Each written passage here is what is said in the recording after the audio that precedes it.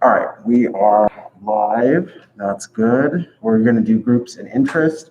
So we've actually talked about interest groups. We've talked about different types of groups already. We're going to do a little more focus on specific aspects. And then as we're getting started, so make sure you have We the People Chapter 11 as you're coming into this live feed, or if you're watching this later. The videos take a while to show up. So if you watch the live stream and you join the live stream, you can do it right when I'm doing it. You can ask me questions during that time. If you want to watch afterwards, for whatever reason, it can be hours between the time that the lecture is live and that shows up. I don't know why that is. I don't know why there's a delay, but that can happen. If there's an issue, I just got an email. All of them should be up. I've been checking. I've been rewatching. I know that I'm wearing a mask, so I'm very loud, right? So I'm trying to enunciate as much as I can.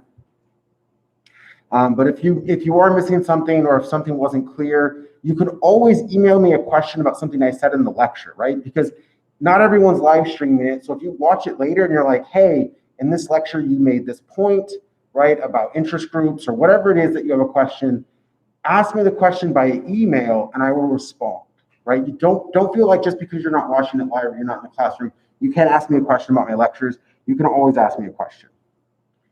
All right. So before we get into chapter 11, I actually did remember to bring the sample ballot, right? And I think some of you have already voted, right? And we're getting really good votes in. And I know that a lot of you have already read this. I'm not going to provide a ton of information, but as you can see here, that I don't know where the camera is, right? These are the sample questions.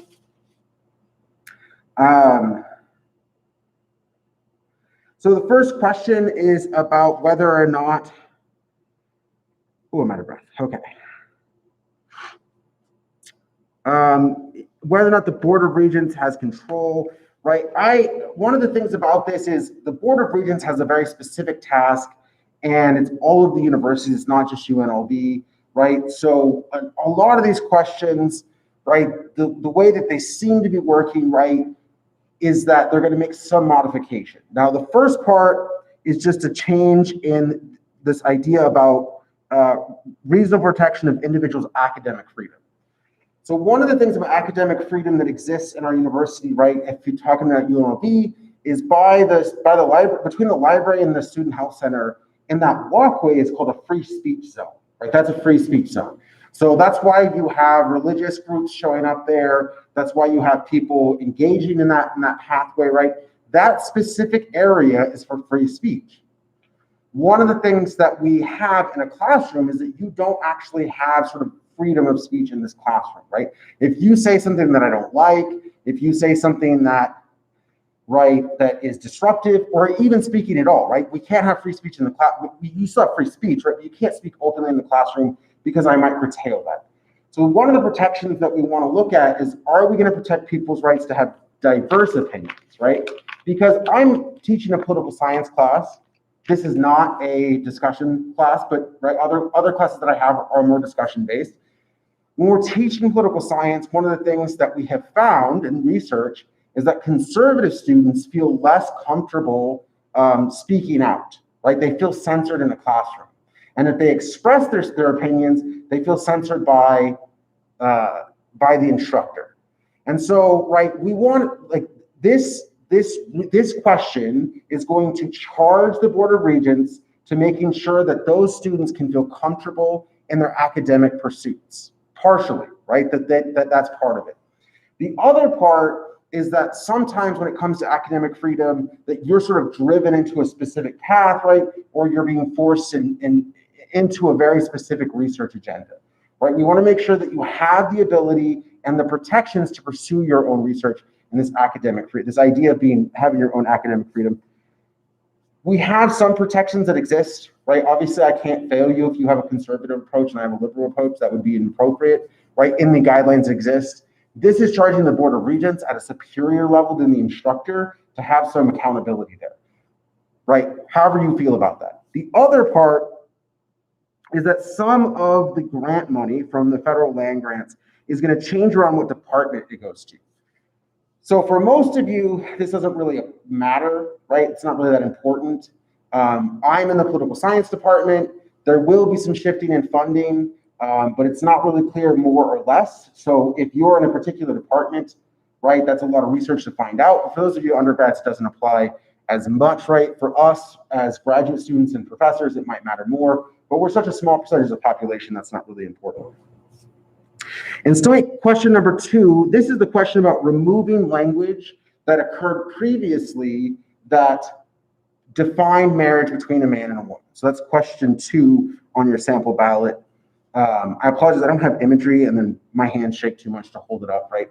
But for the most part, all of this does is change the language of the Constitution because, as we discussed earlier, it doesn't matter, right, if you have marriage defined between a man and a woman in the state constitution, because the federal government, Obergefell v. Hodges, right, Supreme Court, has said that you can't discriminate based on same-sex versus opposite-sex marriages. This question really just reflects that that language is inappropriate, right? That language is inappropriate. It doesn't really have a significant impact of change in the law. So the vote only really changes the fact, and groups have said that it's important, right? LGBTQIA groups have suggested that it is important to them that this language be removed, right? Even though it doesn't change the law, that to have marriage defined as a man and a woman in the state constitution, sort of, it encroaches on their de facto beliefs, right? It changes how people believe de facto what marriage should be. It doesn't change the law, it does change the perception. And then the last part was a compromise between the LGBT community and making sure that churches have rights. So the last part of question 2 is churches would still have the right, clergy members would still have the right to refuse services, right? So it's a very balanced initiative, and it changes that language, right? There could be some reasons that you may or may not vote for it, but I don't want to get into that. I don't want to persuade anyone. I just want to give you a description about these questions. I did get an email earlier about this, so I want to go through it really quickly. The next one is state question number 3. So this is, we talked about this actually in the last lecture, I believe, right? The governor has to sign every pardon. And question 3 would change that to where the governor doesn't have to be part of the majority, right? That there is 9 members on the Commission on Pardons, and as long as a majority of those people voted in favor of a pardon, that person will get a pardon. We talked about this in the last lecture, I won't spend time with it. It removes the governor from having to be part of that majority, right? We talked about pros and cons, right? If it's just the majority, right, you're more likely to not have one veto player, and that means the governor as a single individual can't veto, right? That is what will change, right? But other than that, it is up to you to decide if you want a single individual veto, right? If you think the governor should have a veto, or you think the majority should be able to decide on this Board of Commissions, right? And we know that 2 of the seats on the Board of Commissions are picked by the governor, right? So the governor has essentially 3 votes on a 9-member board, so it wouldn't make a dramatic change, but it does remove his veto power. State question number 4 is specific voting rights, right? This actually comes about as a concern about people being able to vote. Nevada actually doesn't have a lot of pushback against this. This is very likely to pass. And all it does is make sure that individuals have a right to vote regardless of some other factor, and it makes it easier to vote. Now, previously, right, in 2016 and 2018, Nevada passed a law that was what's called motor voters. So if you go to the DMV and you get a license or you register a car, you're automatically registered to vote. It's part of that process.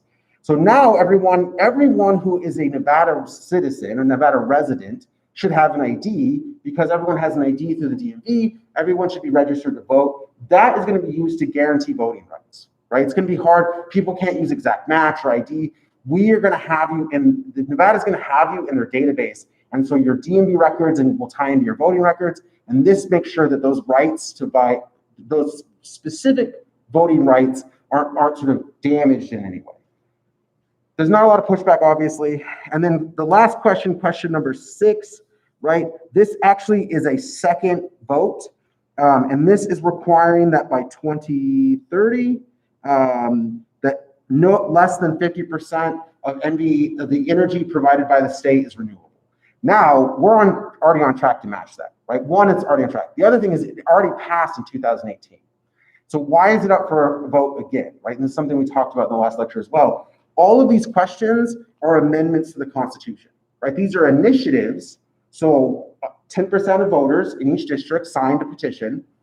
Then they got put up on this vote, right? And some of them passed, but because they're amendments, they have to pass twice. So all of these things have to pass twice to amend the Constitution.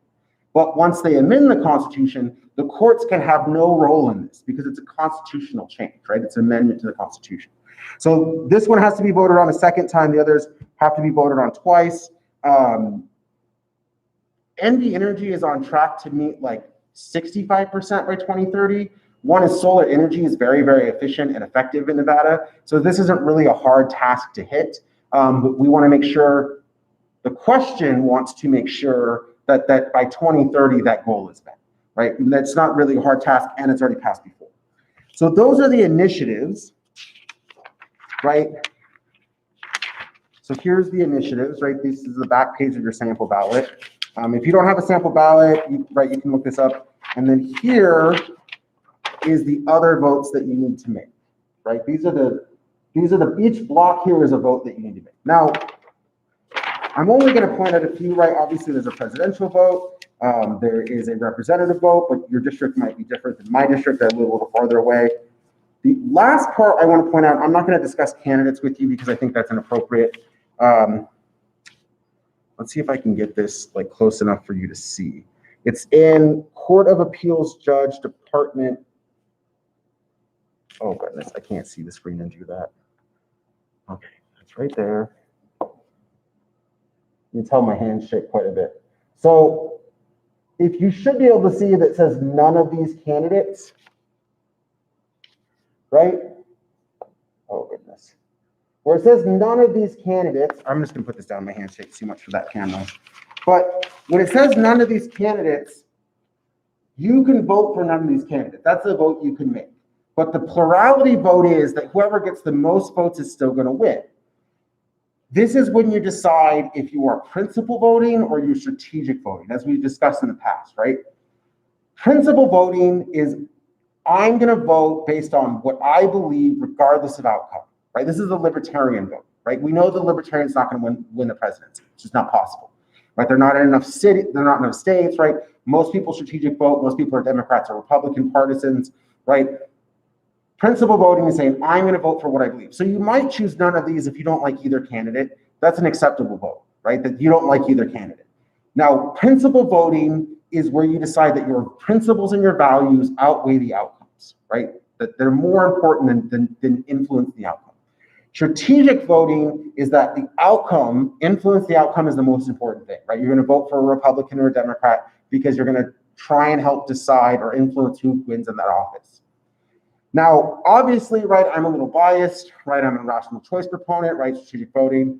But I had this explained to me by my advisor very clearly, right? The argument that they made is, what decision are you going to be okay living with for the rest of your life, right? What are you okay doing that you won't look back and say, I should have done something different? If principal voting is that important to you, you want to make sure, right? He always, because he was like 85, right? He would always say, life is much, much longer than you think. Right? And so make sure that you do the thing that makes you feel most comfortable.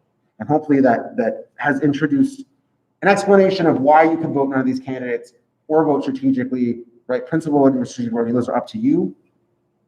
And both of them have merit. Okay, so that was the ballot. I know it's a little shaky. My hands have always been shaky since I was much, much younger. So if you have any more questions about the sample ballot, or if you want to chime in, right, feel free to on the live chat. There's a couple of you here, there's a couple in the classroom. I only have about, live and in class, I only have about 10 to 12 people most of the time when I'm actually lecturing. So if you email me later, that's fine. But also right now, I only have 12 people. If you want to ask me something specific, detailed to you, feel free to do that. I can definitely cater the discussion. So now let's go to We the People. Let's look at groups and interests. Let's talk, this is We the People, chapter 11. So we're gonna talk about groups and interests.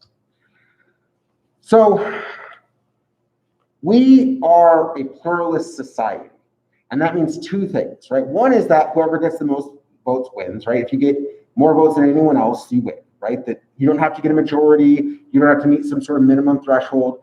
The other part is that we are a pluralist society and that all the interests that exist in our society, right? Whether you agree with them or not, every interest has a right to compete for influence in the government, right? The Republican Party has a right to influence the government. The Democratic Party, AARP, has a right to influence the government. The NRA has a right to influence the government. Black Lives Matter has a right to influence the government, and QAnon has a right to influence the government. All of these groups have a protected constitutional right to influence the government, right? Now, obviously, wherever you're on the spectrum, some of those you don't want to have as much influence, right? Whether left or right. Everyone has a group that they'd rather not have influence, right? The idea is that the people on the left or right and the people on the opposite side, whatever the issue is, that the people on the side, they're going to compete for interest. And as they're competing, they're going to find that the solution is going to be compromise and moderation, right? If you're a very, very deep conservative and I'm a very deep liberal, and we have to come up with some sort of shared solution, then what we will probably do is both compromise a little, right? That's the idea. That's the ideal of pluralism, right? Obviously, we know that's not always the case, right? But it does happen, right? The Democrats in 2008, Obama wins, right? You have this blue wave come in, right? Whenever a president wins, down ticket voting means usually that party comes in with it, right? When Obama wins, the Democrats come in. When Trump wins, Republicans come in along with those individuals, right?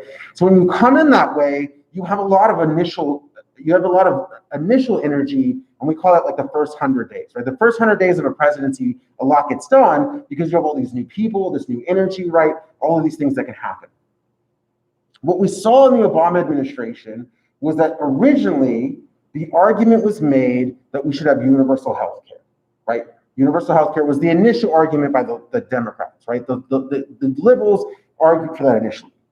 And what we got was a state-based exchange with some subsidies, right? That's what we ended up with, right? Clearly, you have the left arguing for, some sort of government insurance or some sort of government protection, and on the very extreme, universal health care. And then they worked with Republicans, right, and conservatives and free market arguments until they got to what we have today in the Affordable Care Act. Is it exactly what liberals want? No. Was it enough compromise and moderation that the parties came together for the most part and came and supported it? Now, obviously, if we look past after 2010, the Affordable Care Act, right, Republicans and conservatives spent a lot of time trying to take it down, right? But why were they unsuccessful? Because it was the result of moderation, right? If it was too far left, it'd be too easy to get rid of, right? So moderation is what we expect when interests compete. Interest groups we've introduced already, right? They're just organization and they want to influence government's programs and policies. Now remember, there's a difference. An interest group wants to influence policy. A political party wants to win elections. Different goals. Interest groups want policy. Parties want to win offices, right? The Republican Party wants to win the office of president, right? The NRA wants to make sure there's no background checks on firearms, right? Policy, office, very different perspectives that they're going to take. Okay, so there are a couple of different types of interest groups. Some of them are economic, right? We have corporate interest groups. There are specific interest groups. Now, this slide is actually dated. I thought I updated it, but I must have not uploaded the new one. It used to be Google and Microsoft, right? Microsoft used to be in front of Congress all the time, right? There were antitrust laws that they were breaking. There were all these concerns about whether or not they were cornering the market on computers, right? Microsoft did this for a long time. Now the corporate interests are Facebook, Uber, right? Groups like that, right? We see, right, Facebook, the CEO of Facebook, in front of Congress. Why? Because his corporate interests are trying to make sure there aren't restrictive policies on his platform, right? or the company's platform, even though he's the face of the company, right? Uber, right, really wanted to be able, in the state of Nevada, really wanted to be able to go to the Strip, right? But taxi drivers really didn't want Uber drivers on the Strip, right? Because it would damage their careers and their earnings, right? So an interest group like Uber, right? Uber hires a lobbyist. That lobbyist tries to open up more access for their drivers, right? Also, when you have a corporate interest group, the goal is always the same.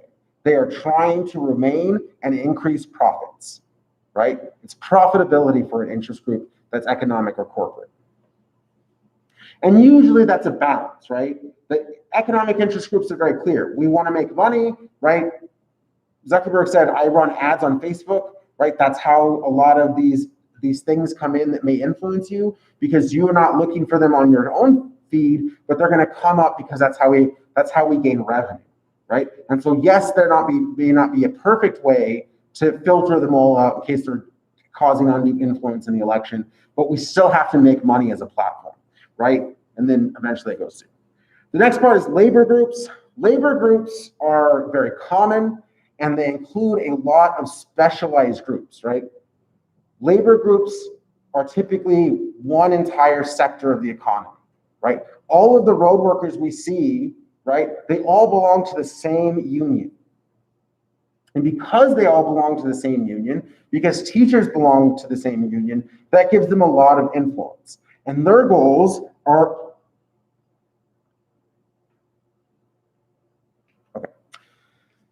their goal, right, is to, right, come up with a way to improve the workers' lives in such a way that they are better off, right, while still working with the companies. So corporate interest groups are often at odds with labor interest groups because the labor always wants to have higher raises, better income, better services, better benefits, right, better health or insurance and things like that, right? Whereas economic groups are trying to curtail it. So these are working against each other, but they don't always work against. Sometimes when it comes to like safety, companies know that safety accidents are very, very expensive, right? So sometimes they come and work together very well. We have professional associations, right? Any attorney that is active as part of a bar association, right? It's how you maintain contacts and networks, right? And then medical associations are part of those groups as well. Then there are citizens groups. Now, citizens groups, one would be like AARP, right? A citizen group like AARP is that they claim that they're just for the general good, right? We just want to make more information available to the elderly. We want to help the elderly be able to in a better position, right? We want to make life better for everyone as they age, right? That argument is that it's for everyone, right? And why does AARP have so many members? Because we're all going to eventually be old, right? That there's no escape from that, right? That everyone is aging every day. So AARP is a group that can really serve, say, we're looking out for everyone because everyone will be in this position at some point in their life. There are ideological groups, right? The NRA is an ideological group, right? They believe that the protection of the Second Amendment is paramount for any other free society, right? For any type of free society, that's what the NRA believes, that you have to maintain that. It's an ideological stance. And then public sector groups. Public and state workers almost always belong to a powerful union, and that powerful union provides them with a lot of benefits. It used to be, not so much anymore, but it used to be this really big argument that if you wanted a nice, safe, protected job, right, you wanted to be a state worker because they had the best protections, they had the best benefits, right? State workers used to have the best benefits. There was this conservative wave in the 2000s where a lot of state unions were busted by their governors or by a Republican legislature. So it's not as true anymore, but these groups were still very effective. Okay. Okay, so just to address the comment, like, I'm pretty sure at this point it's past the recruiting process. So like they have the poll workers. I would look into it, but it takes time to get registered as a poll worker volunteer. If you're not part of the poll workers, if you're not part of the organization doing the polling, or if you're not part of the organization that's doing the vote casting, just go and vote and then go home, right?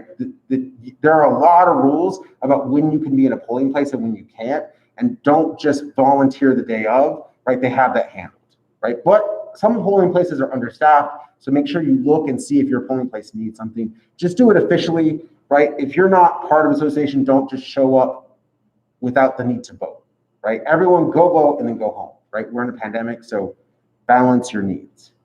All right. So there is this book by Schatznyder, right? It's a very, very famous book. It's called Semi-Sovereign People.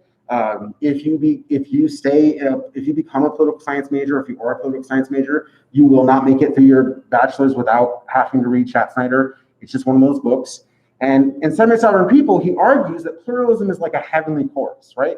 That everyone gets to sing and you get this harmony of people, but it has an upper class accent, right? It has an upper class accent. So yeah, everyone's getting to sing and everyone's getting their voice heard, and we find some sort of harmony and moderation, right? So there's in this analogy that we're coming together, sort of one tone, right? But the wealthy are really getting a lot of influence in this process, right? The wealthy are really starting to have a lot of influence. And we should expect that, right? Sheldon Adelson, okay, I'm dyslexic. Right, you have individuals, right, who last week put $75, $80 million into the Trump campaign. That individual is going to have more influence than some of us, right? That's just the nature of having more money, right? Money, Citizens United says money is free speech, right? If you have that much money to influence election, you're going to have a shift in policies. Now, because you have this upper class accent, and because you have everyone trying to find sort of a compromising solution, if you don't have responsible parties, the upper class individuals, the elites, are going to get way too much influence. So what you need is a responsible party, right? You need the parties responsible. And what do I mean by a responsible political party? I mean, one, that they're competitive, right? Nevada has some of the best, most moderate, governance-based policies because we are a very competitive state. Right? We're a very, very competitive state. So our policies have to work on both sides of the aisle, right? Republicans and Democrats typically have to agree to our policies. If you look at California, California has been for some time a very blue state. And some of the rules that get passed are not as good, even though they have a very, very professional legislature, because they're very far on the left. And so there are consequences when you don't consider the other side. The same is true for deep southern states. Very problematic policies passed in non-competitive states. Competitive states like Nevada, like Pennsylvania, like Wisconsin, even though they're a big headache for presidential elections because it's hard to predict what they'll do, their policies go through more rigorous debate, and therefore they're more tested when they go into effect, right? If you're not sure, if you introduce an idea and no one argues with it, right, we call this groupthink, or this idea of groupthink. If you have groupthink in your group, no one's going to pick at problems with your idea. But your idea is probably flawed. Everyone's first idea has some flaws. It could be managed a little better. So when you have that process, one of the things, if you have someone critical, right, too critical, right, that it sort of shuts down the debate. But if you have someone critical but also willing to discuss, it can help refine, right? Think about when, for those of you who have written longer papers, you didn't just write it and turn it in. You wrote it, and then you edit it and you reviewed it. And if you had someone, right, this is a very big benefit if you're an undergraduate. If you have someone who reads your papers and you read yours, the benefit of a second look, of someone to look and find little things that might be wrong with it, definitely helps, right? I always had, for 10 years, I had someone who went through all of my material and would help me critique and review my material. And it helped my GPA very high, and it let me get to this position, right? So having someone else critical of your opinion who will review your work is very beneficial. And that's true of you writing your papers. That's true of political parties making votes. The other part about responsibility is that each party should be trying to mobilize lower class voters. Now we know this is true, right? Everyone needs lower class voters. By lower class, I just mean lower in income, right? Between 0 and 30,000 a year, right? Anyone who makes under that lower level of income, right? You need to mobilize them. There's more of them, but their interests are going to be slightly different, right?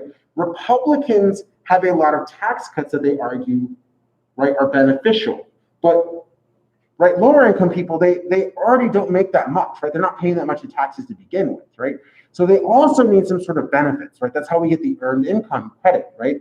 That's how we get more refunded to you at the end of the year if you have children and dependents, right? So there's always a balance because the parties have to reach out to lower income individuals, right?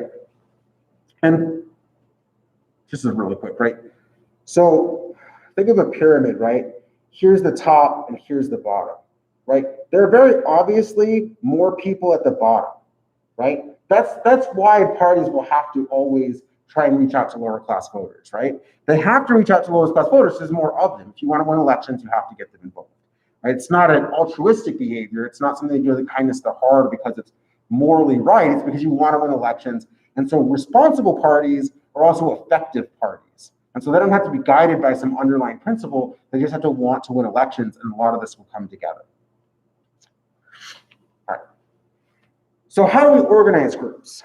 The first is that most new groups have what's called netroots, right? And so, right, a lot of newer groups start online, right? It's very easy to organize online. But one of the things that has happened about practices, about groups, is that it's much, much easier to find funding, right? I can go and say, hey, I'm starting this nonprofit, or I want to do this thing, and all of the structure already exists to get very streamlined fundraising, right? Very, very easy, right? So if you're trying to push something through, you're trying to say that something's important, it's easy to get funding. The problem with netroots is that you're reaching out to people and you're asking for a little, which means you need a lot of support, and there's not a lot of checks, right? There are a lot of groups that are scams, right? And I'm sure you're all aware of this, right? You're on the internet all day, right? That there's a lot of fake groups or groups that don't actually take the money that they fundraise and put it towards the problem that they say they're going to do, right? And then all other factors that we won't really discuss about percentages and administration fees and things like that. So netroots helps it easier to become a group, but it makes it harder to tell if that group is a good group and actually takes the money that you give them and puts it to a good cause, or the cause that they said that they were going to give it to.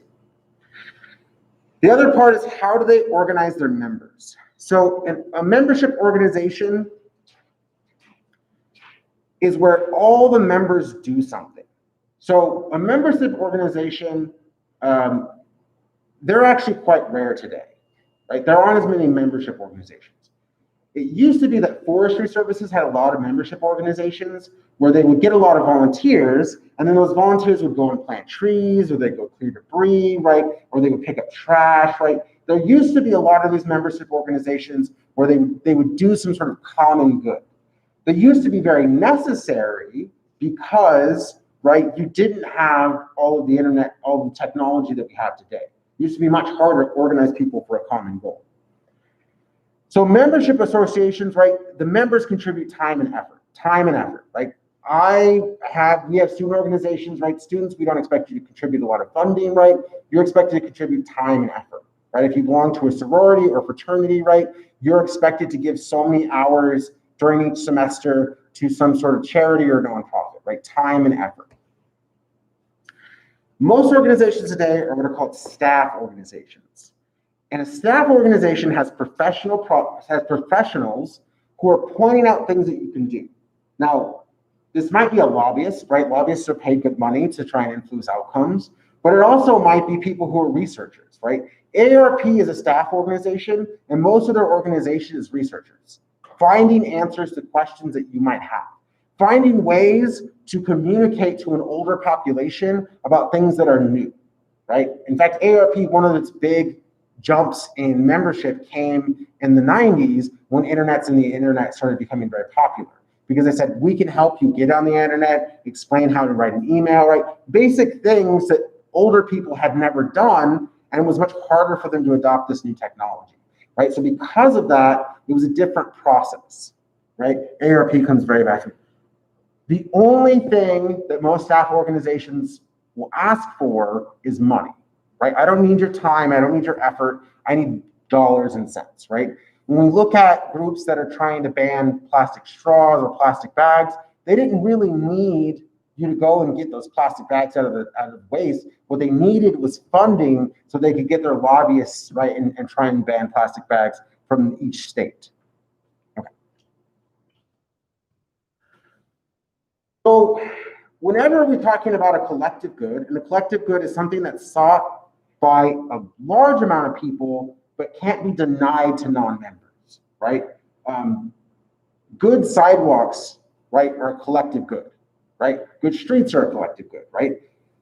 You want good streets, you want good roads, you want good sidewalks, right? You want to be able to walk on and drive on these roads without having as many issues.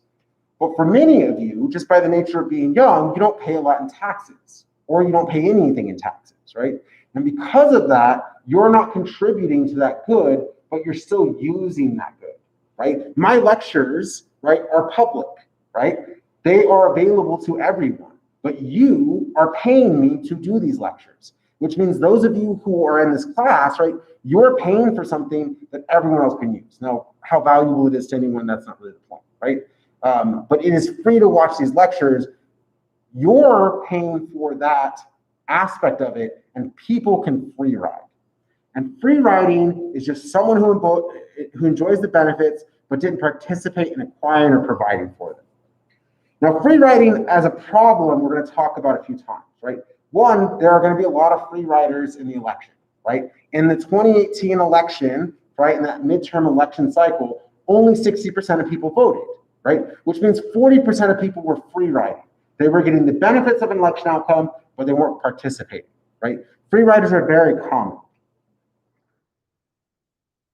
So we don't want free riders, right? You never want free riders. You want taxpayers, voters, right? You want people to be politically active and pay taxes, right? Those are things that the government needs to be effective and to function properly. So how do you get, right, people to engage, right, without sort of making a punishment, right? We can't jail people for not voting. That would be inappropriate. We can't really, right, include some sort of network that gives voters more influence than non-voters, because that's voting, right? But you're already voting, which means you have more influence than non-voters. So how do we approach this? So Mansart Wilson comes up with this book. It's called The Logic of Collective Action, right? And he talks about two mechanisms. The first is selective incentives.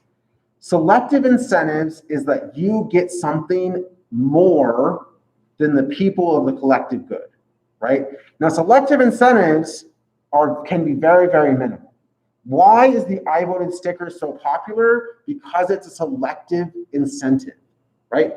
Everyone gets the same election outcome, but if you vote, you get a sticker, right?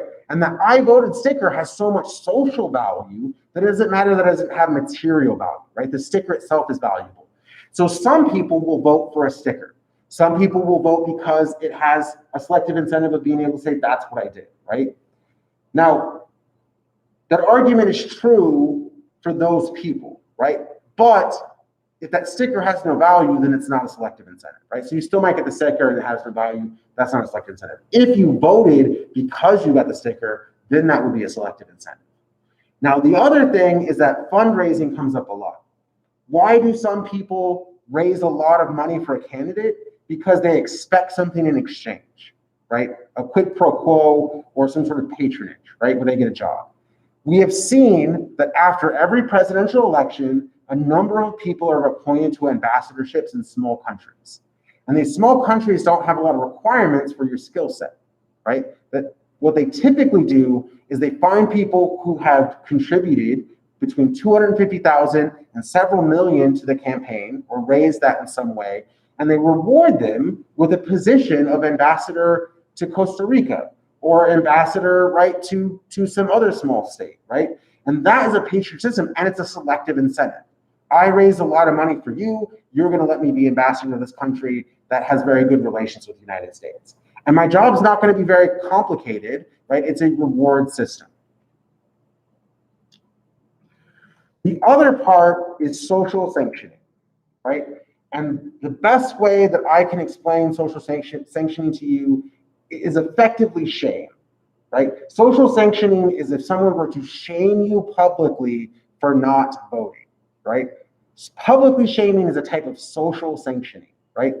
Social sanctioning is the process by which I and the group who engaged in the activity in some way outcast the people who free rode, right? If you're a free rider, social sanctioning is saying, nope, you're not part of our group, right? If someone goes to dinner with you and they don't pay their part of the check, right? You may make some comment that's social sanctioning, right? Or you're not contributing, right? That is social sanctioning in the sense that the society is responding, not the government, right? Social sanctioning is very powerful. We know that it's very effective in all collective action problems, right?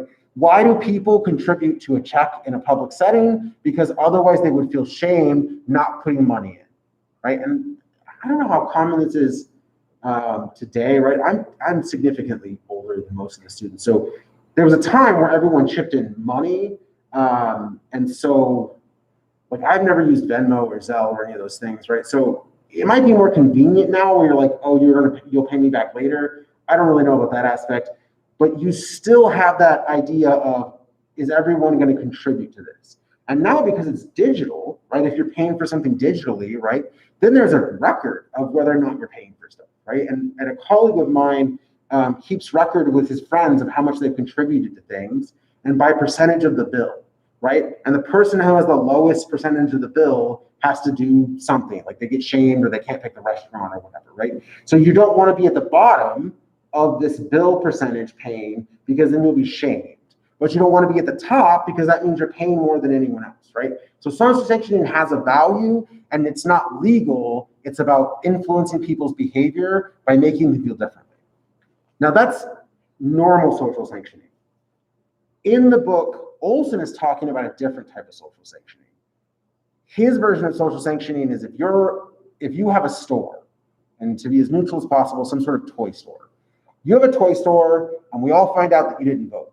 And so I, as a vendor to your store, I refuse to sell you any more goods. And then I get all the other businesses and I tell their patrons, and I tell them, don't buy at your store. Social sanctioning can go from shame to we're going to cut off your supply of toys and your customers and boycott you until your store closes because you didn't comply, right? So typically social sanctioning is shame.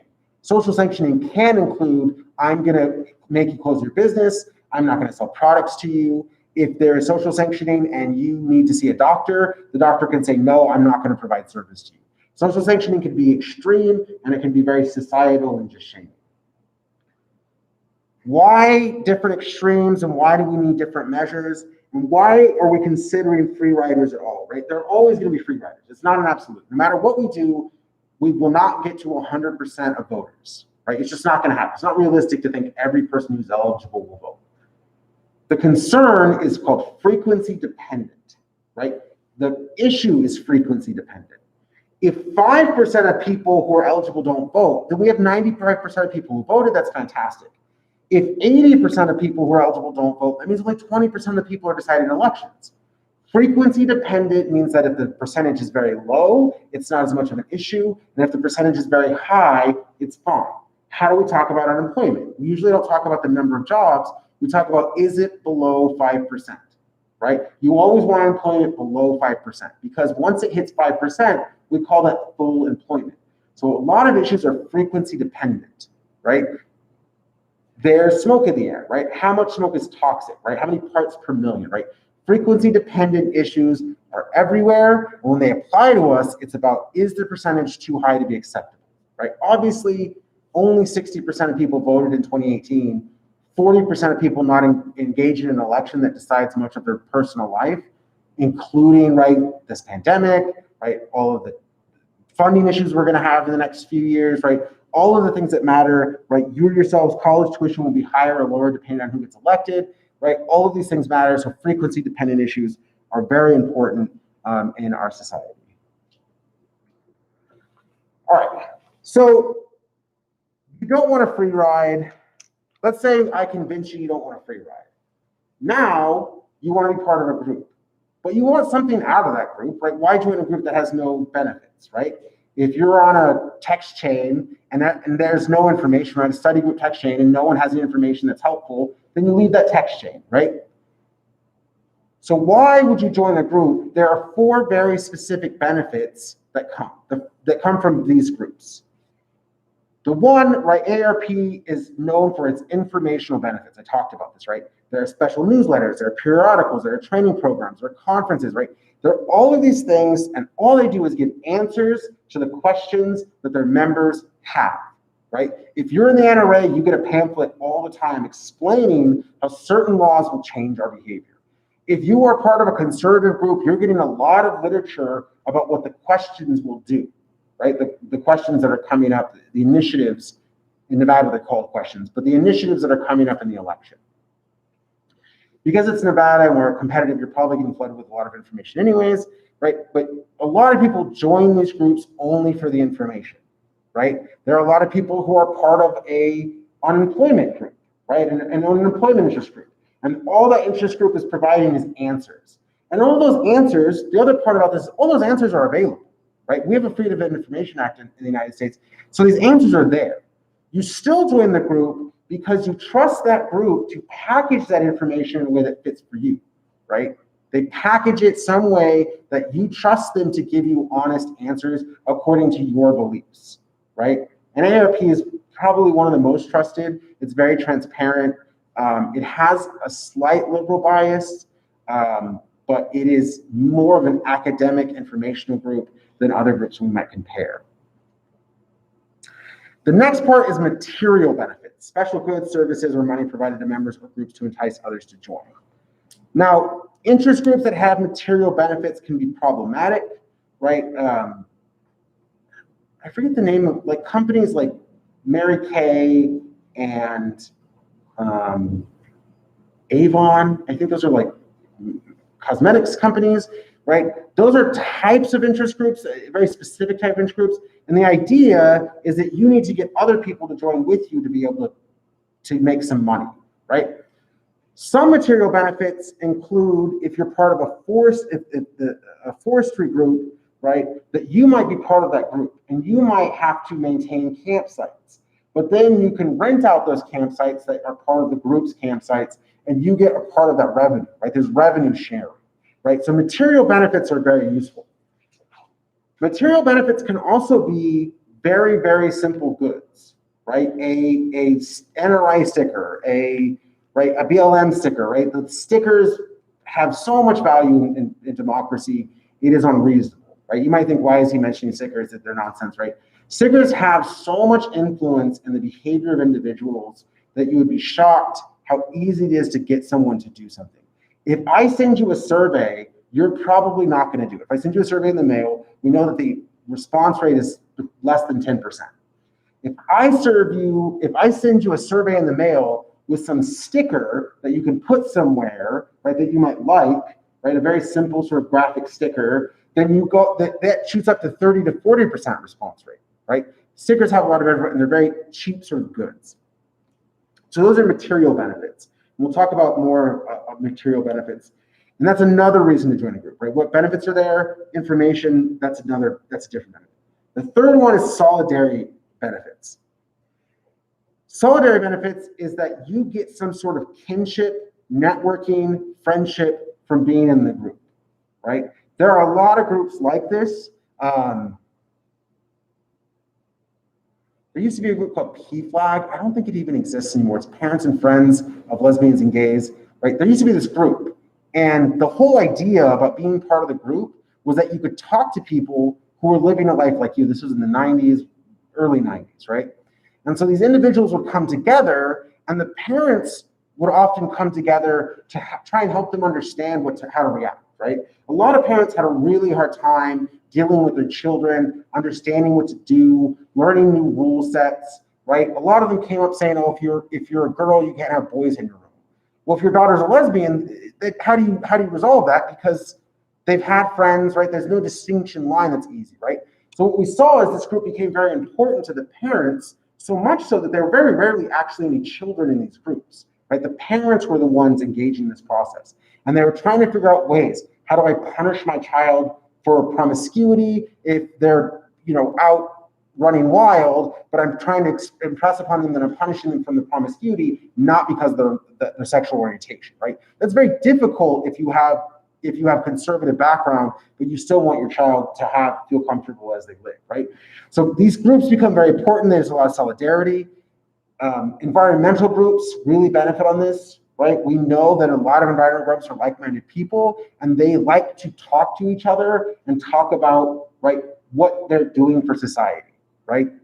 A friend of mine right? For those of you that don't know, right, I've been very upfront this, I'm a vegan. A friend of mine is only vegan because of how smug he gets to be about being a vegan, right? That's the solidarity benefit, is that he gets to feel some sort of consciousness raising that he can say, well, I am this good person because of this, right? The conscious raising and the kinship and the friendship and networking, that he gets to feel like he's part of this elite club. So solidarity benefits can come in a lot of ways, right?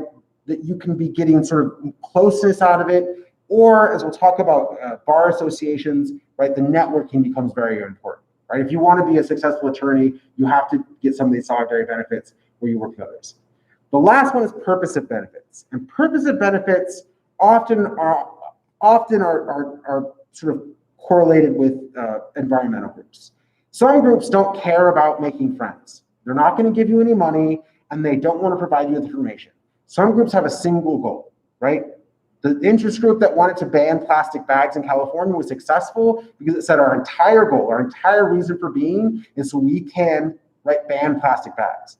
The March of Dimes, right, originally had one goal, which was to eradicate a disease. The reason why the March of Dimes is a little more amorphous today is because it did that, right? Smallpox, polio, right, measles, until the late 90s, those diseases were gone from the United States because the March of Dimes worked so tirelessly to get rid of those diseases, right? Promote vaccines and get people immunized, right?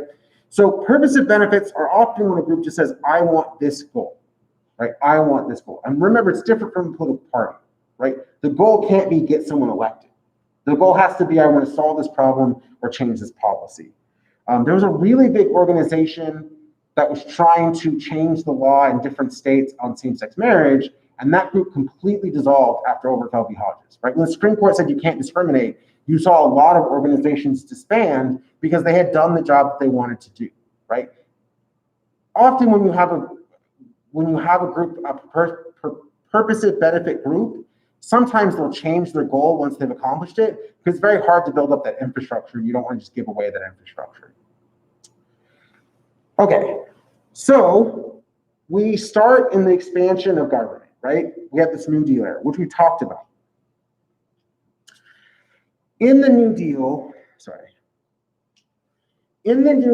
part of what you see is now there's a lot of government benefits, right? The government is involved in your life. And so all of these interest groups start running into two different issues. Issue one is, do I want these benefits be tax funded, right? Do I want to pay more in taxes and allow that to be part of the services that are being provided? And number two, how do I make sure that my community gets a portion of these services, right? There's a lot of competition after the New Deal to make sure that the highway is going near your area, but not on top of your area. There's a lot of interest, right? Because remember, when the highways are being built, there's a lot of eminent domain where people have to give up their land to the federal government to build these highways. So there are homes there, there are lives there that have to be moved. So there's a lot of groups who want to say, no, don't put it here, right? If you notice, a lot of highways sort of sway for no reason, it's because there was arguments about how the land should be distributed. And if you had someone who's very successful, you'll see a bend around a couple of houses because they were successful in convincing the government, right, that the highway should go around the New Deal. The highway is the most obvious because people had to actually move away from their homes so they could be toured out for the highways. Then in the Vietnam era, you have a new type of expansion. So New Deal era is about services. How do I get them? Should they be provided? Vietnam era is about social groups, right? Social issues, right? Remember, Vietnam era is around the civil rights era. So you have a lot of minority interest groups. You have a lot of LGBTQIA interest groups, or at the time, right, really just gay and lesbian. The other groups don't get a lot of representation until the late 90s. But you're having these groups. You have groups that are against the draft. You have groups that say we should end the war, right? All of these groups expand, and then what you see is a change in the way we interact. The interest groups become a part of our government. Every committee and every elected official has some interest group that they are connecting with on a regular basis. The last part is these public interest groups, not the last part of the lecture, but the last part of the slide, is that you have this new politics movement. The new politics movement is actually part of this idea, this like new way that Clinton tries to introduce this thing called this new way. And this new politics movement is tied to this new way and saying that we're not going to always fight back and forth about conservative or liberal, right? New politics and this new way movement is this argument that there are better solutions than the ones we're using. And I don't have to convince you as a liberal or as a conservative. I just have to show you that's a better solution, right? I'm going to use an example, and it seems liberal, but I'm just making an argument, a data argument. In the United States, right, we're not allowed to bargain for prices, for pharmaceutical prices. That's in the law. And, right, that Medicare and Medicaid are very expensive because of the way that medical companies work, right? Medicare and Medicaid essentially buy insurance for those individuals at a lower price because they're buying a lot of them.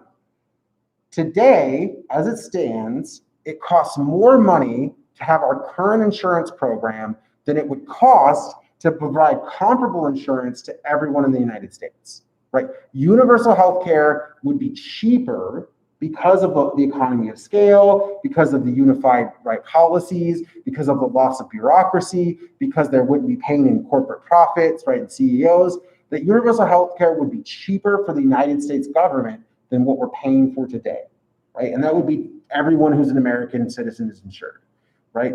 So that is part of that new politics, that new movement, is to say, well, it's cheaper and it's more efficient and it's comparable. So you can have your work insurance if you want, but we should also have this universal healthcare option, right? That becomes the new way. Now, the problem with that, what happens is you run into this issue.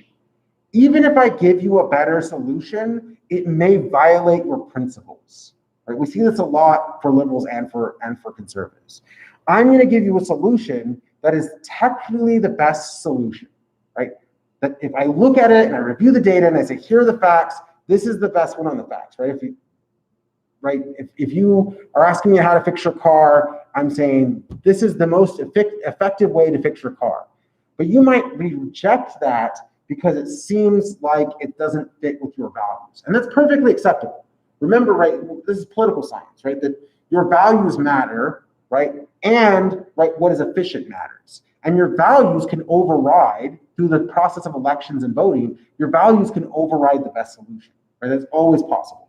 And best, I mean the most efficient, not the right solution, right? Because we had issues, right? Should we use stem cells, right? Should we use stem cells? That's a very complicated argument, right? Stem cells are available, right? They do make good medicine, but they have in the past come from aborted fetuses, right? So when you have those things, right, you have a solution that works and your principles, and then just sort of running into each other.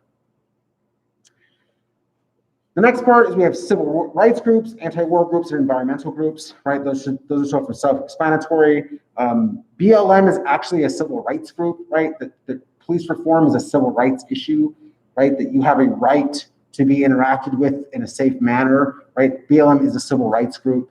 I know that there is some language about how to group them in, but in the scientific categorization of groups, BLM would be a civil rights group. Anti-war groups exist, but they're much less likely because we don't have a draft. Without a draft, only people who choose to serve in the military serve, and therefore when you have an anti-war movement, you don't have as much public influence on it, right? The Iraq War became very unpopular 10 years ago, but there are still troops in Iraq. There are still troops in Afghanistan. And then environmental groups, we live in a time where everyone knows what an environmental group is. All right, so how do they get things done, right? There are a couple of strategies. There's direct lobbying. Direct lobbying is you just go and talk to someone and you hope you can change their mind. The courts, right? Sometimes you order public Hodges is the best solution, right? That you find a person who wants a change in the law, you help them file a lawsuit, and you help them get all the way to the Supreme Court, and the Supreme Court solves your problem. There's mobilizing public opinion. We call this going public, right? When you know that the government's doing the wrong thing, if you go and tell the public, right, the media does this a lot of times the government will have to change its behavior, right? We live in a democracy. They can get voted out. They can get impeached, right? They can get a recall. That's part of Nevada's direct democracy and recall, right?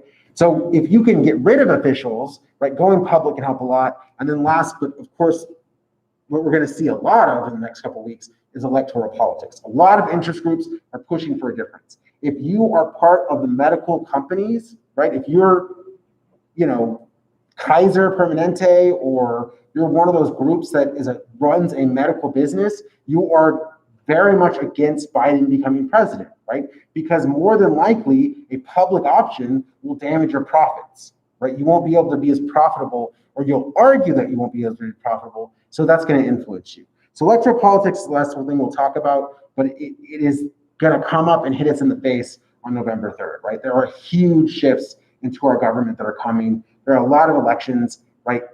If Biden wins, he will also bring with him senators, right? This down ticket voting act. And so the House, the Senate, and the president will be Democrats. And we have seen when one party controls all branches, all the elected branches, right, they will often sort of change policy a lot, right? 2008, Democrats running, we get the Affordable Care Act, right? 2016 to 2018, Republicans are in charge, we have a different behavior, right? Suspension of DACA, things like that, right? Different beliefs and approaches. Okay, so what do I mean by lobbying, right? Lobbying is just a strategy where I go and I talk to someone and I try to seek influence on certain legislation. Now, direct pressure is not corruption, right?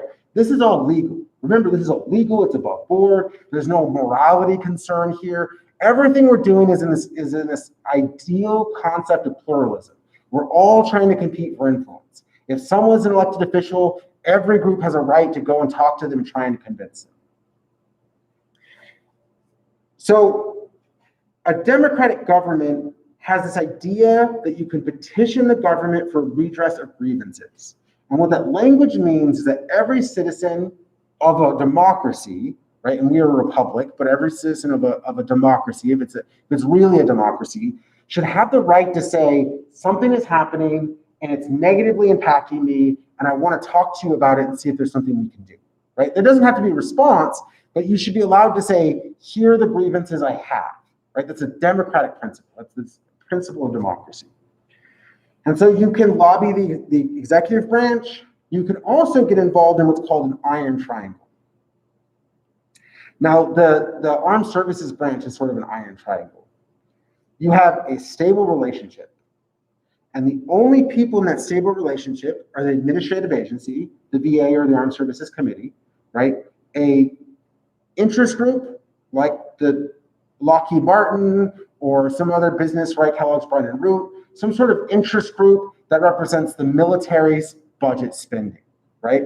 Lockheed Martin has a lot of influence because they get a lot of money, and so they try to influence who should be able to sit at that table, right? And it's very, very stable.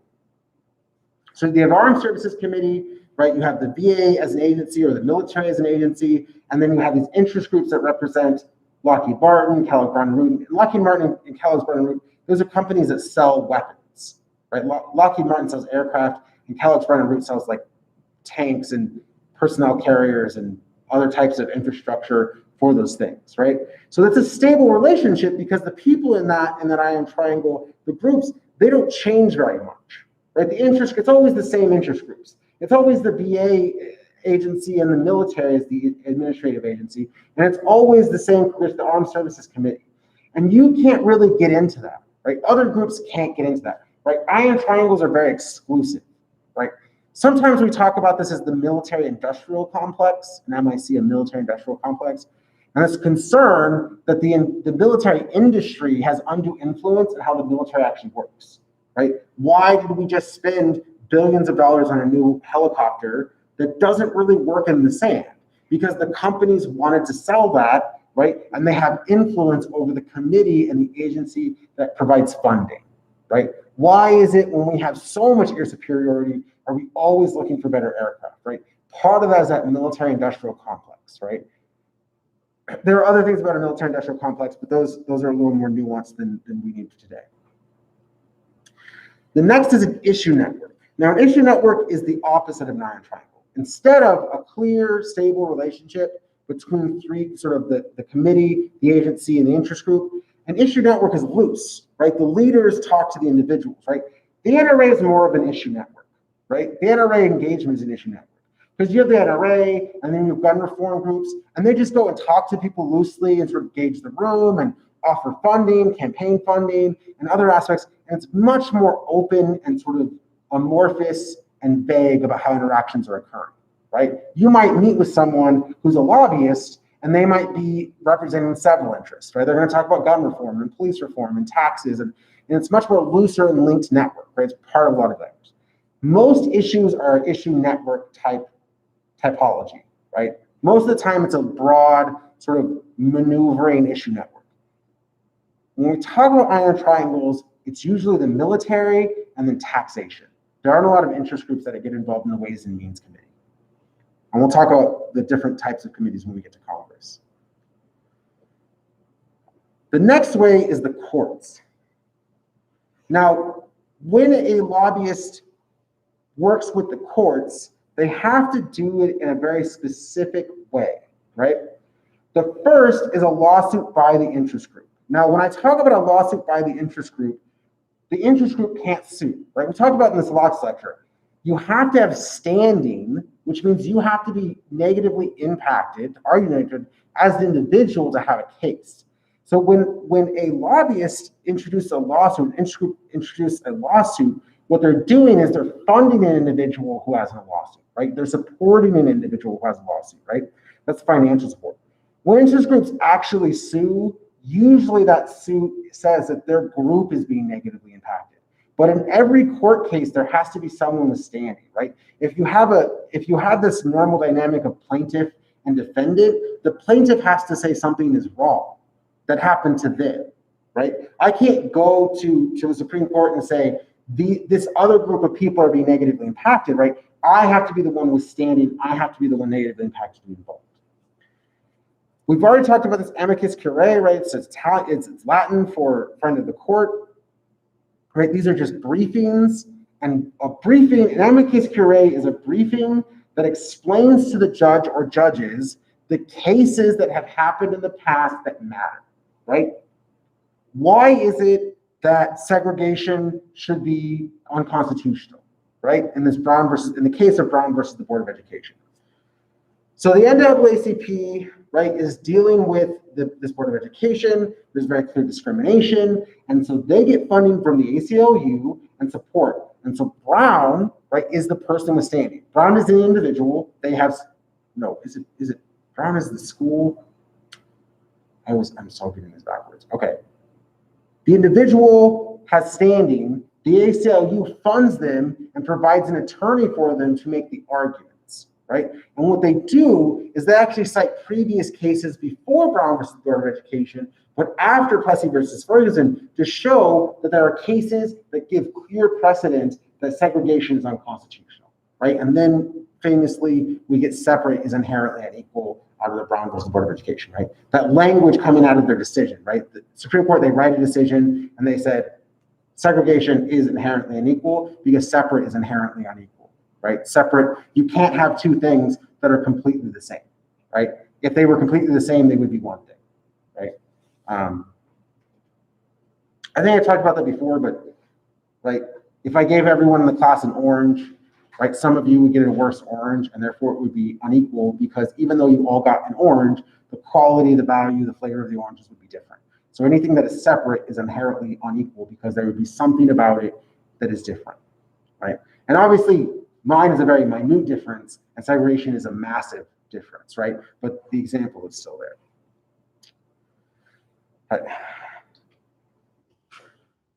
If you know that the court case isn't going to work, right?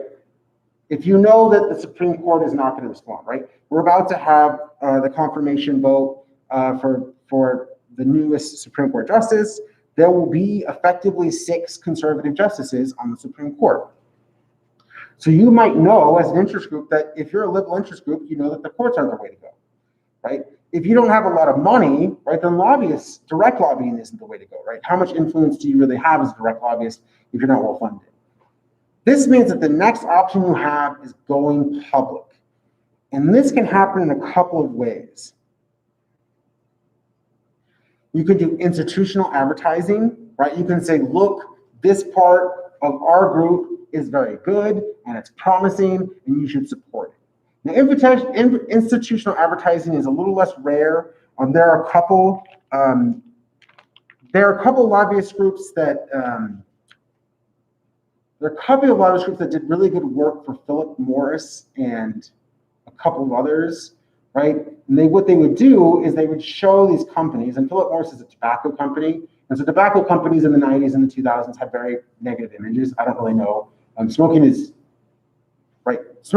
so much lower than it used to be that smoking is a taboo now, right? If you know someone who smokes, it's sort of taboo at your age group, right? That I don't know if vaping's replaced it or whatever, but smoking became much less. Up until the 80s, almost everyone smoked. A very, very high percentage of people smoked, declining over time, right? But the majority smoked, and therefore these companies had a very positive image, right? Then it became very clear that smoking causes cancer and all of these diseases and all these health problems. And so, right, when it changes, these companies have very negative images.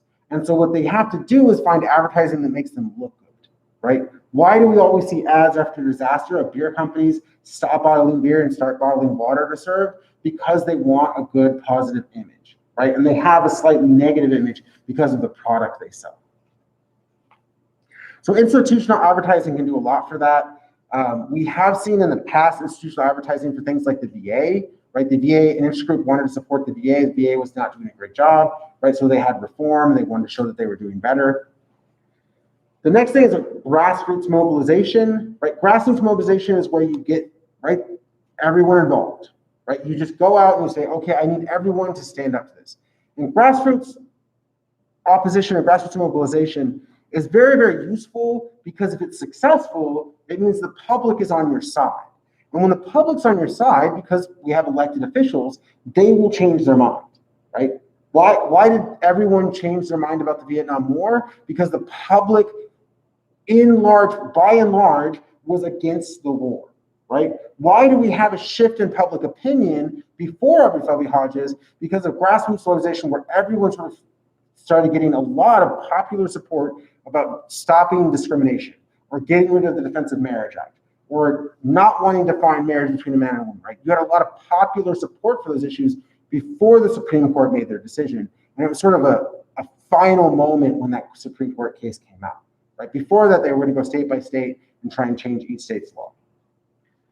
The concern about grassroots mobilization is this idea of astroturf lobbying. Now, we see this with groups that have a lot of wealth but don't have a lot of people. And it used to happen more. It doesn't happen as much. And it doesn't happen here because it's so hot during the time that we do protests. Like, you can't really pay people $20 to stand outside for a few hours in this climate. But in a lot of places with more temperate climates, what they would do is they would just hire a bunch of people, right? I'm going to go hire 1,000 people, and I'm going to get them out front of your state house, and it's going to look like you have this grassroots support, right? When in reality, this is all paid support, right? It's astroturf, right? Which is fake grass, right? So grassroots lobbying, grassroots mobilization can be very effective, but you need to be able to discern between something that is just has sort of popular support versus something someone is trying to convince you that has popular support. The cost, the risk, let me make sure it's not, okay. So the risk about going public is that the public is really fickle.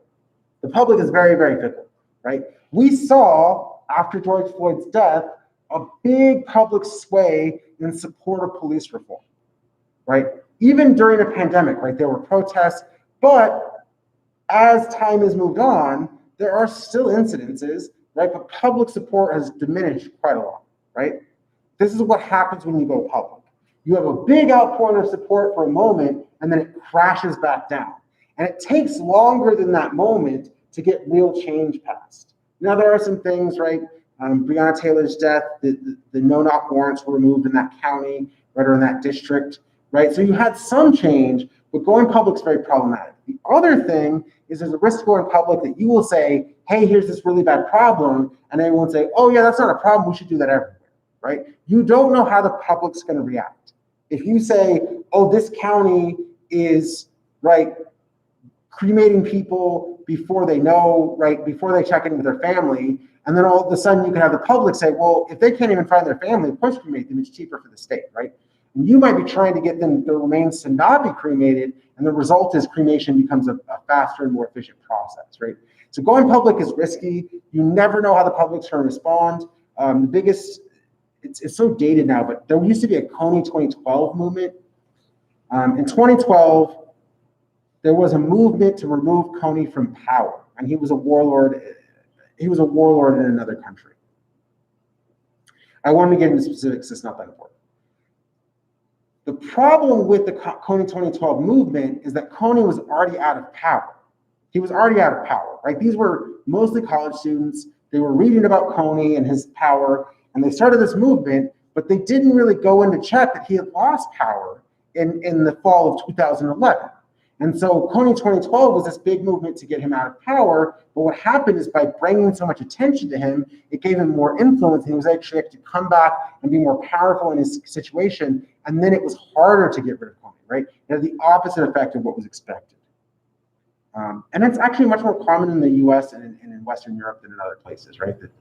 Because misinformation is so easily available, so readily available, and because we know based on research that fake news spreads faster than real news because it's more salacious, right? That going public can be very risky because false information can take over the narrative and then you get the opposite outcome that you want.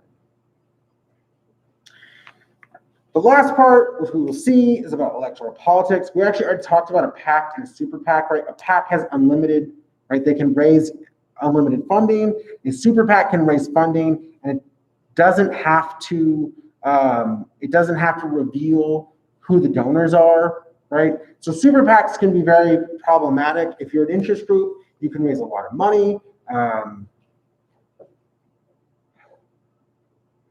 There are a couple, I don't even know if they exist anymore.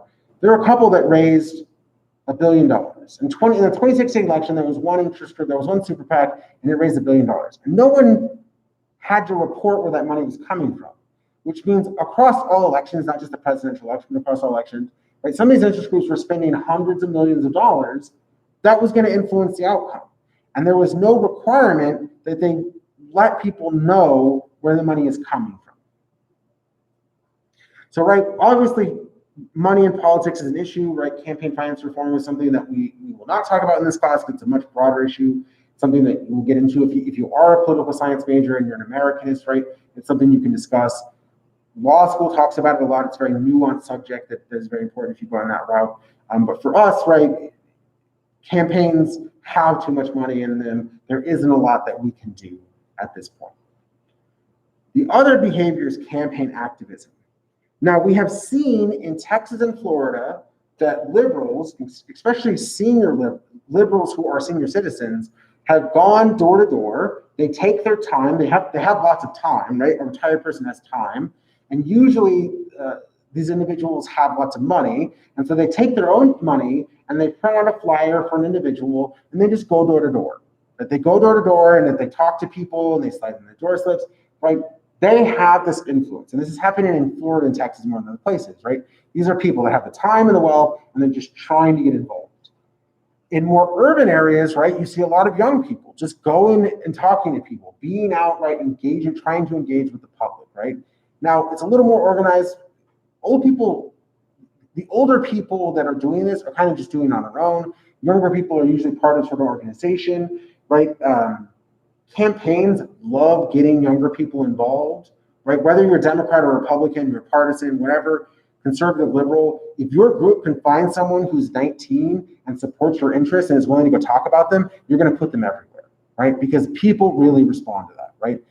Greta Thunberg is not more educated than everyone else on the issue, but people want to hear what she has to say because of her youth and her energy, right? That is part of that aspect that people like, right? So campaign activism has a lot of value, and we know that if someone comes and talks to you, right, face to face, you're more likely to be influenced than any other way, right? Face-to-face interaction, right? Why has direct lobbying come up so much? Because if I'm a lobbyist and you're an elected official, us talking in person will have more influence than any other factor.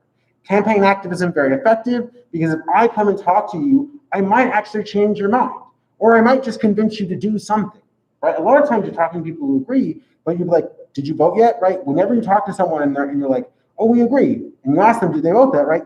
now we're seeing a lot of people say, go vote, go do that, go early vote, go mail-in vote, go make sure you're registered, right? We are seeing people today, more than in previous years, communicate with their society and their community and engage in that campaign activism, right? I'm gonna say, get up and vote, go behave, right? And mine more so than others, right? Obviously, my echo chamber is more biased towards political activity and campaign activism because I'm a political scientist, right? Whereas, you know, some of you might have your entire feed be barbecue or skateboarding or whatever it is, right? But those interactions can be very activist if one person in that group is involved. The last part is ballot initiatives. Initiatives in Nevada can circumvent the legislative branch, right? If the public wants something, an interest group just needs to get it on the ballot, right? We talked about this when we talked about the questions, right? We talked about the questions on the ballot. I really wish this font was bigger, or I had one of those.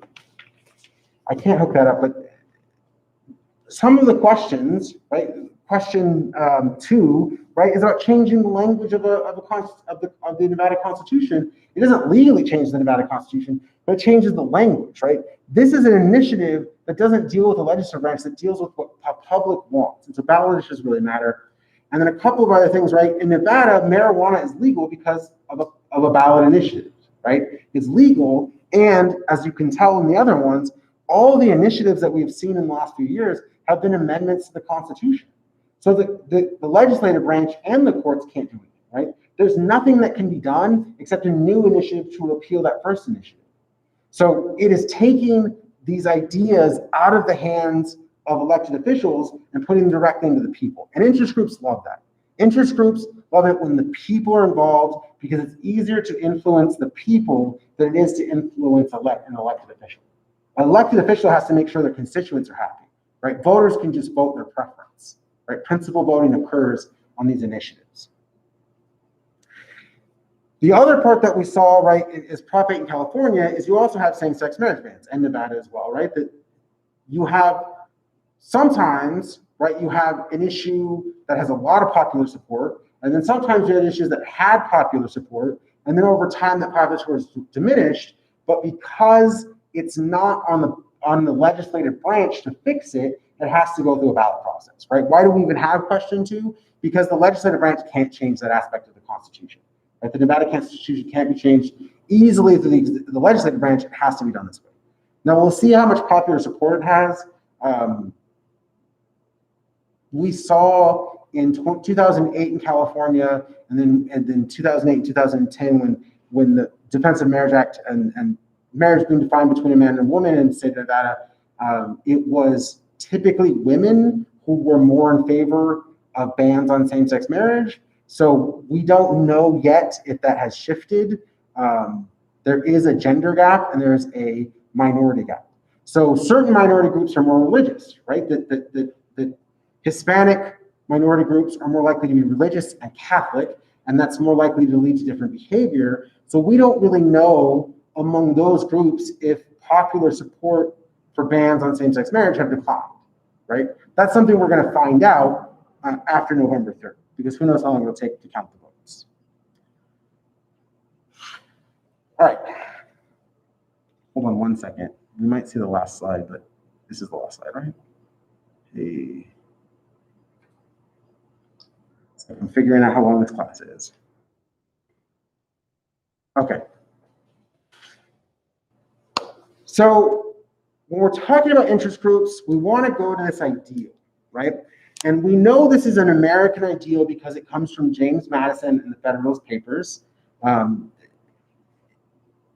couple of things. If you are a political science major, at some point it would be worthwhile to read Semi-Sovereign People, but I guarantee you that you will read Federalist 10. Federalist 10 will be something that you will have to read, right? And the Federalist Papers themselves are going to be cited more than anyone would like in a political science education. And they're cited quite often in law school as well. So there's no way of getting around reading Federalist 10. Right? The Federalist Papers are these, when we talked about this, they're essays that are trying to convince the American public to adopt the new Constitution, which has a federal government. That's why they're called Federalists, right? And James Madison writes right, that liberty is best protected by many groups competing for influence, right? He introduces this idea in the 18th century that we should compete for influence, and through our competition, we get better results. Now, we have done a lot of research since that time, and what we have found is that when you include more opinions, when you include diverse opinions and people, you get better results. If you have a committee that's trying to find a solution, and it's been all male for a period of time, and you start including women in that decision-making process, we find that the decisions you come to are more efficient. They're better policies, right? When you're writing other policies and when you're trying to find a solution to a problem, the inclusion of minorities, right? And typically it's been white males in the past, right? So as you start to include diverse opinions, right? Minority opinions, female opinions, trans opinions, as you include those opinions, those people are able to identify problems in the thought process. And we talk about this at the very end of the semester when we talk about foreign policy, right? But groups have a problem of groupthink, right? And sometimes we talk about sycophants, right? If you have a leader and everyone else is just telling that leader yes, then there's no critical analysis of what that leader is doing, right? One of the concerns about the Trump administration is no one in his administration is willing to sort of challenge him or critique what he's doing, right? Or they do and they lose their job, right? So when you have that process, not that Trump's unique in that sense, other presidents have been as well, but that points to that group thing, right? Bush, when he was ramping up to the Iraq War, everyone agreed with Bush about going to a war in Iraq. And therefore, whenever they found evidence that maybe there wasn't weapons of mass destruction in Iraq, there was always this concern about, should I tell the president? Or how should I couch this to make sure I'm still on the same page about the Iraq War, right? And we find that it led to damaged decision-making, where the decision-making wasn't as good because of that group. So you have this need for competition. But we also know that when you have a big group that's competing, you have a collective action problem. You have free riders, people who don't contribute but are still going to get that good. And that introduces, right, this idea of Mansfield-Olson of selective incentives and social sanctioning, right? Remember, social sanctioning is very powerful in the United States, right? Public behavior is more effective than, often public exchanges are more effective than criminal prosecuting, right? Nixon was never prosecuted, he was pardoned, right? But why did he leave office? Because of the public, right? And in fact, social sanctioning has a word that we use today is being canceled, right? Being canceled is being social sanctioned, right? We already had this terminology, right? We're using new words for the same things, right? What does it mean to be canceled? They don't hire that actor anymore. They exclude them from their goods. They remove them from whatever revenue sources they were. Social sanctioning has always been occurring, right? And it's not a legal process, it's a societal process, right? It's society punishing or rewarding individuals for what they have done, and it solves some of those free rider problems. Interest groups also have benefits that promote their membership, right? They have material and non-material benefits. Remember that non-material benefits are often more valuable to individuals than material benefits. You might join a group if there's some value, economic value to it, but you're more likely to join a group if it has solidarity benefits or if it has purposive benefits, right? Most of you are part of a group, we know this 1825 girls, are part of a group that want a specific change. Most students today are loosely associated with groups that want to either lower the cost of tuition or make college tuition free, right? Those are organizations, and yes, that you will get some material benefit at some point, but also you're looking for the solidarity benefits, right? Making friends, coming together for a network, understanding the problem better, right? And then also purposive benefits, right? College tuition is too high, we need to do something about it, right? For those of you that are working in these groups, right? The likelihood that the next 2 to 3 years the problem is fixed, it's not that high. So you being in those groups is a solidarity benefit, it's a purposive benefit, not a material benefit, right? You won't get the rewards, the tuition lowering at your time, but people after you will. So it's purposive benefits, not material. And then interest groups have exactly 4 strategies that we're going to discuss, and we have discussed, and that will be on the test, right? Lobbying, right? Direct lobbying. If I go and I talk to you face to face, it's more impactful than the interaction. So direct lobbying is very effective. You can use the courts, right? You can either fund a lawsuit by someone who is negatively impacted, that's called standing, right? Or you can use an amicus curiae. Amicus curiae is a type of briefing, right? And You brief them by showing them what court cases they could use to side with the policy that you think is the appropriate outcome, right? Interest groups do that a lot by just providing that information of the court cases that would be necessary to either vote for or against a certain case, or vote in favor, or whatever decision, whatever side of the decision they would be on. You can always go public, right? Going public is very effective when you know the public would agree, right? The Pentagon Papers were a great example of going public. The Pentagon Papers was a leak, right? An individual journalist leaked some information that showed that the federal government was downplaying how many people died each cycle in Vietnam, right? They were purposely lowering the number of deaths so it didn't seem like Vietnam was as bad to the public. And so that individual said, look, the government is lying to you about how many people are dying in Vietnam, right? And that causes this outcry, and it helps push us over the edge where public's opinion is so low that the government has to respond in the war in Vietnam.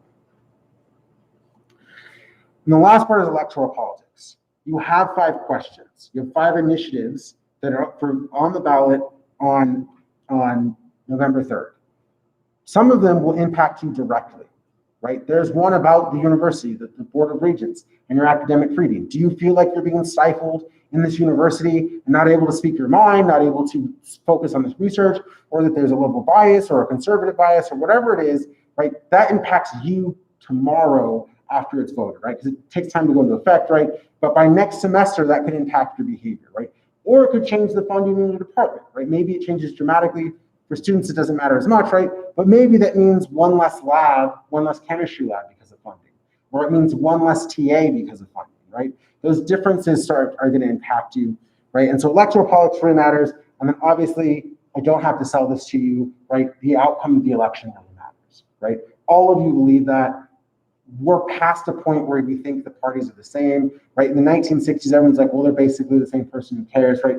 They could not be further apart, right, in their behavior. They're as far apart in behavior as they are close in age, right? So you have dramatic differences. That part of electoral politics, they're definitely there. And interest groups have already sold you on that aspect, right? So those are the 4 strategies, right? I want to make sure that you know the strategies, you know the 4 different types of make sure you know the 4 different strategies, and make sure you know the 4 different types of benefits, right? Make sure you know the 4 different types of benefits and what they mean, because I will definitely ask you questions on those things, right? The Federalist Paper stuff, don't worry about knowing Federalist 10. That's sort of a political science majors thing. I don't want to test you unfairly on that. And then when it comes to authors, Schatzsnyder, Olson, you don't need to know that. Don't worry about knowing the names of authors. I don't expect that of you. That is an upper level aspect that we're considering. So before I let you go, I know we're getting close to time, but the one thing that I want to make sure that you know is that the paper is due November 12th. November 12th is when the paper is due. The 29th, which is a week from today, is early submission. So if you want extra credit on the paper, you have to get me a full draft by next Thursday. And what do I mean by a full draft? 4 pages, all 4 pages, all 3 articles are discussed, right? So by 4 pages, I mean 1 sentence onto the 5th page, normal margins, 12-point font, Times New Roman, all of that. Make sure you have citations, and the citations, how to cite is in the prompt, right? And make sure you're 4 pages and you discuss all 3 articles. I might still give you a very bad grade. So I have always warned my students about this, and I will continue to do so. Okay, I put the wrong thing up. Okay. Whenever I grade your papers, it is the harshest grading that I do, right? I am very critical, not because I want to be very critical, because I want to give you very clear faults in your papers. You understanding marijuana law or legalization is not important. That's not what I'm looking for. I'm looking for proof that you read the articles. Prove to me that you read the articles by citing specifics of them, right? Cite specific things, right? Cite the international drug control regime. Cite the supremacy clause aspects. Cite the consequences, right? Will more people get hurt or less people get hurt, right? Cite the things that are in the articles to make it clear to me that you read them, because that is more than half of the paper grade, right? If you cite everything to me, you automatically get 12 out of 20 points just by showing me that you covered all of the material. Then make sure that you clearly make an argument one way or the other, right? Do you think that marijuana legalization should occur, or do you think marijuana should be illegal, right? Recreational use, medicinal use, you can pick whatever you want, right? But do you think, based on these articles, not normatively, not personal opinion, but do these articles show that it should be legal or that it should be illegal, right? And the last part, nothing normative. Don't tell me I like this, this is good, right? Remove adjectives from your language. In fact, try not to have any adjectives at all, right? The best papers that I have ever gotten have no adjectives. And if you mean good, bad, efficient, right? Anything that goes before the noun, just state the facts, right? I always take away points when you give a normative response. You say, I like this, or this was good. That doesn't provide information. Try when you're writing your paper to have every single sentence to provide information.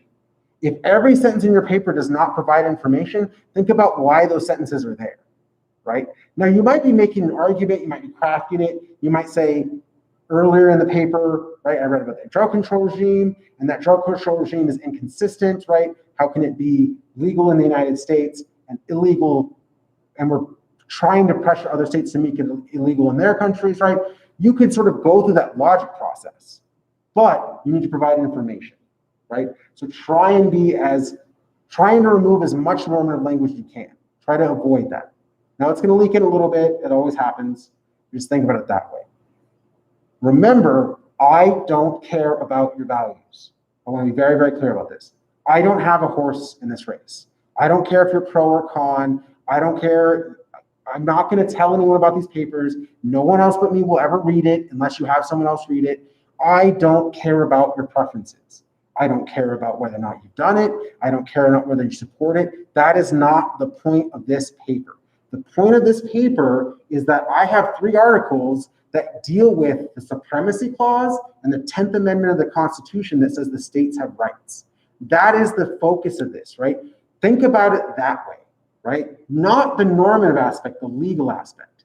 Should states have the right, based on their 10th Amendment, to legalize this product based on economic advantage or medicinal use or whatever it is? Do they have a right to cover that? Or does the Supremacy Clause of the United States federal government say that it's illegal in the United States, and therefore, because the 14th Amendment says that federal law and federal rights apply to all citizens, that they should be illegal everywhere because it creates a contradiction in the law, right? Pick that part, the legal aspect, the government aspect, right? This is a political science course, so focus on those things. Okay, I feel like I really covered the paper a lot. And I can provide an answer that is not trying to persuade you in one way or the other, feel free to ask me. Otherwise, right, everyone have a really great day, and I will see you on Tuesday.